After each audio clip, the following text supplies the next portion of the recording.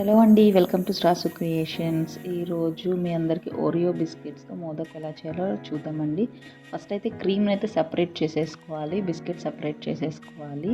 మనం ఆ cream separate చేసుకుంటేనే అది లోపల ఫిల్లింగ్కి యూజ్ అవుతుంది. సో ఈ బిస్కెట్ని పౌడర్ చేసేసుకొని మనం ఫైన్ పౌడర్ చేసుకున్నాక అందులో కొద్దిగా మిల్క్ అనేది కలుపుకొని ఒక పిండిలాగా, ఒక డబ్లాగా ప్రిపేర్ చేసేసుకోవాలి పిండిలాగా. సో ఈ వైట్ క్రీమ్లో కొద్దిగా క్యాష్యూ పౌడర్ కూడా వేసేసుకొని అది కూడా సపరేట్గా పక్కన పెట్టుకోవాలండి.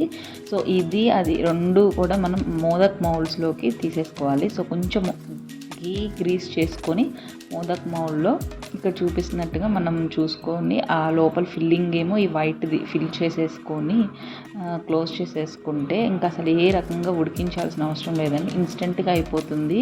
ఇది చాలా లోపల కూడా ఈ క్యాష్యూ ఉండడం వల్ల చాలా బాగుంటుందండి, పిల్లలకి బాగా నచ్చుతుంది ఇలాంటివి చేసి పెడితే.